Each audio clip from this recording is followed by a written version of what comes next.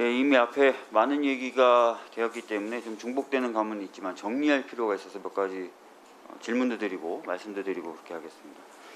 손준성 검사와 윤석열 당시 검찰총장의 관계에 대해서 특별한 관계다라는 이야기를 지난번에 법사위에 출석하셔서 장관님께서 직접 하셨고 어제 대정부 질문에서 유사한 질문에 또 비슷한 취지로 답변을 하셨습니다.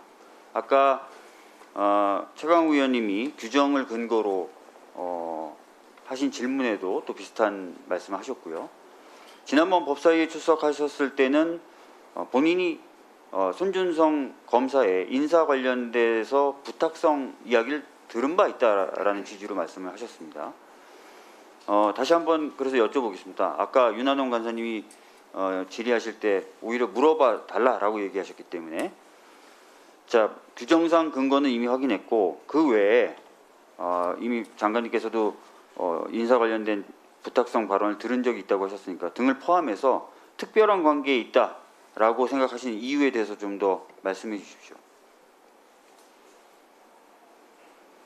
한 4가지 정도 있는데요. 그걸 다 말씀드린 어렵고요.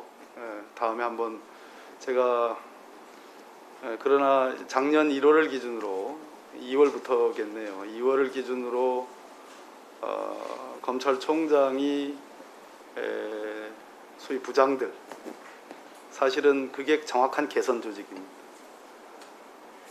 조직이 수장이 되면 개선 조직을 얼마나 믿고 활성화하느냐라는 것이 조직을 안정시키는 데 가장 중요한 요소라고 생각을 합니다.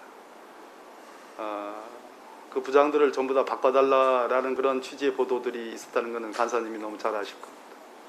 그때에 부임한 사람이 손준성 수사정보정책관입니다.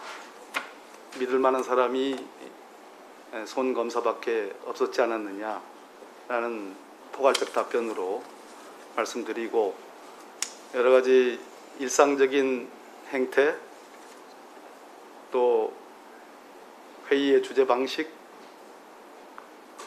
그 외에 두어 가지가 더 있다고 봅니다. 네, 알겠습니다. 자, 그다음에 사실 확인의 정도 관련돼서 좀 여쭤보겠습니다. 장관님께서는 기자분들의 질문에도 그렇고 또 지난번 법사위 출석에서도 또 오늘 법사위 출석하셔서도 유의미한 수사가 진행되고 있다, 조사가 진행되고 있다라는 취지의 말씀을 계속 반복하고 계십니다. 그리고 아까 송기현 의원님이 질의하실 때 손준성 검사가 보냄이라는 부분은 물증으로 거의 나온 거고 사실상 그렇게 봐야 되는 것 아니냐는 취지의 질문에 그렇다는 취지로 거의 답변을 하셨던 것으로 제가 기억을 하고 어제 JTBC 보도에도 보면 텔레그램에 이제 전화번호를 넣어보면 프로필 사진이 동일하게 뜬다든지 이런 추가적인 정황들이 언론에 보도되고 있습니다. 이 손준성 보냄이 검사 그 손준성이 보낸 것으로 사실상 봐도 되는 것 아니겠습니까? 무리가 없겠습니다. 네.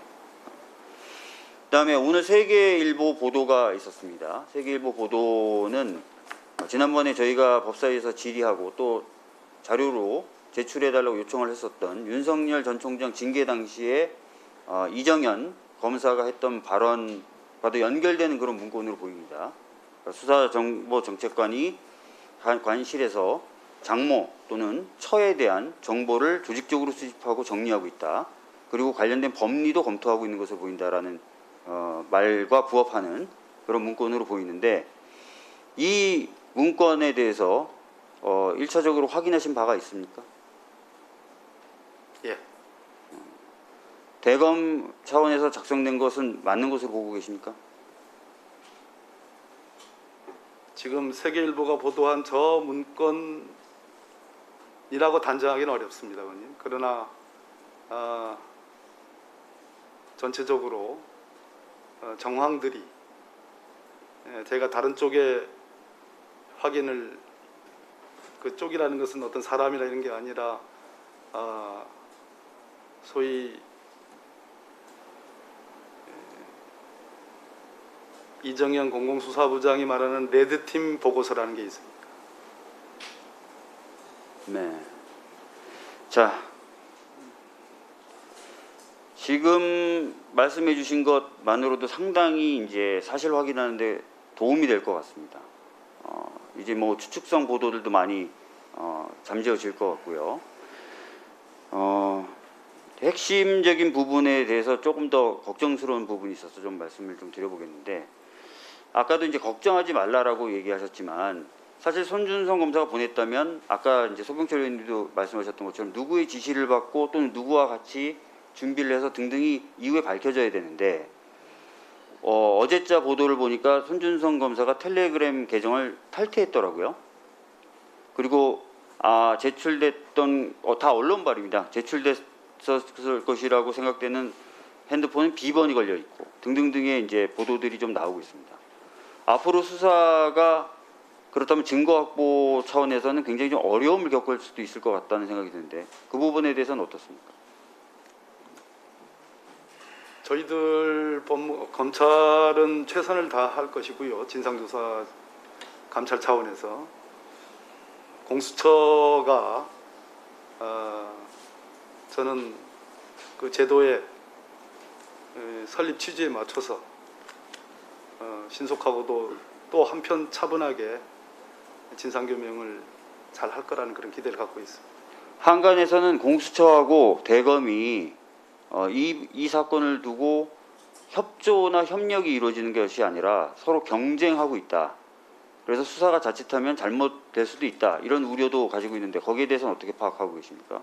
아주 유기적 협력 관계가 돼야 됩니다. 돼야 됩니까? 아니면 되고 있습니까? 법사위에서 이러한 질문과 답변이 저는 크게 뭐 어떤 그런 의미 있는 그런 어떤 시그널이 된다고 생각합니다. 1분만 더 주십시오. 네. 지금 현재까지 말씀하신 것들을 토대로 보면은 어느 정도 사실 확인은 되고 있는 상태고, 앞으로의 수사에 있어서는 대검도 열심히 하겠지만 또 공수처가 자신의 본분과 역할에 맞는 역할을 해줘야 된다. 두 기관은 상호 협력적 관계에 있어야 된다. 이렇게 지금 말씀하셨던 것 같습니다. 사실 또 걱정이 되는 게 손준성 검사에 대한 지시자가 있다고 친다면 아무래도 손준성 검사의 상관이겠죠, 당연히. 그리고 직속 상관이라고 할 수 있는 윤석열 전 총장일 것 같은데, 많은 사람들이 그런 걸 걱정합니다. 검찰이 자신의 명예라든지 또 국민적 신뢰를 위해서 제대로 수사하는 것이 반드시 필요하지만 전직 수장이자 유력한 대선 후보를 과연 수사할 수 있겠느냐. 검찰은 지금까지 한 번도 그런 모습을 보여준 적이 없다. 자기 식구도 감쌀 뿐만 아니라 살아있는 권력 또는 살아있는 권력이 되려는 사람들에겐 이빨을 들이댄 적이 없다. 이런 이야기를 하는.